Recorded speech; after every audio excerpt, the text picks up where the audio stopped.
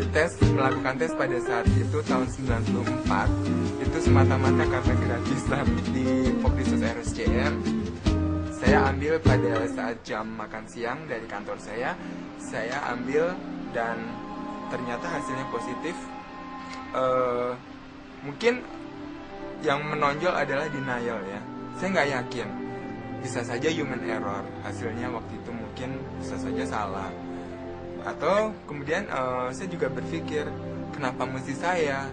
Dan saya memang tidak berpikir apa-apa karena memang saya tidak tahu apa-apa. Kita bicara tahun 94 ya Kinan ya. Belum banyak informasi materi-materi seperti KIE yang bisa diakses di mana-mana. Saya berpikir, kok kalau misalnya penyakit saya sehat aja, kok saya juga nggak mati-mati. Saya mikirnya waktu itu seperti itu. Kalau ditanya perasaan, terus terang saya dulu kurang tahu banyak mengenai HIV itu sendiri. Jadi yang mungkin saya bisa gambarkan adalah di situ ruangannya nyala, tetapi pada perasaan saya seperti gelap aja di situ.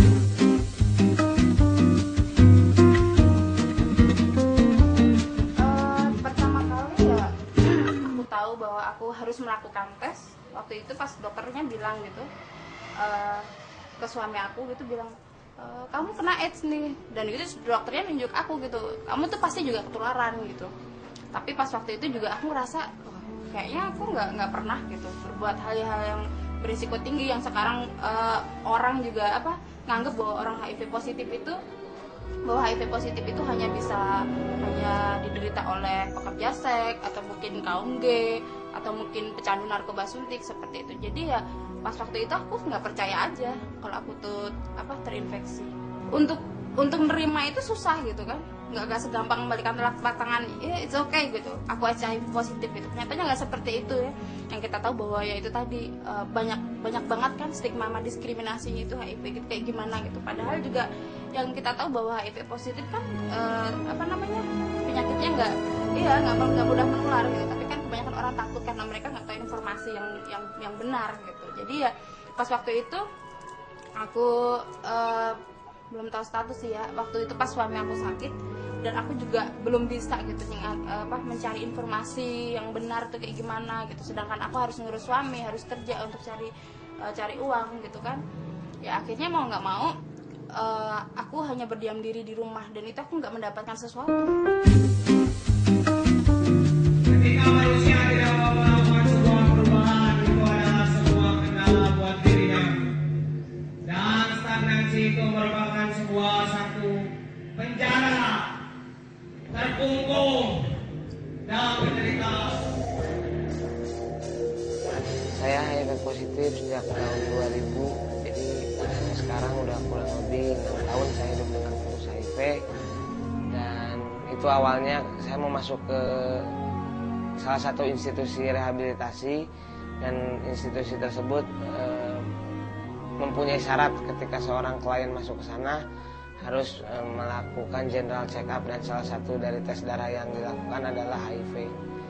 Dan ketika saya mengetahui status itu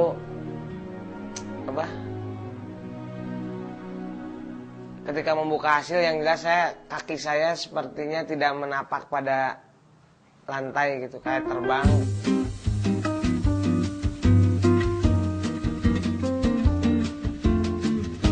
Awalnya sih tes awal itu tes buat narkobanya gitu, tes urin. Dan gue diajak ke dokter yang menangani soal HIV juga. Terus pas gue ngomong begitu, nah lo pernah pakai suntik? Pernah, gue bilang. Tukeran gue bilang. Akhirnya gue disuruh general check sama tes urin gitu. Yang gue tes urinnya sih negatif gitu kan, karena gue campurin pakai air keran gitu jadinya.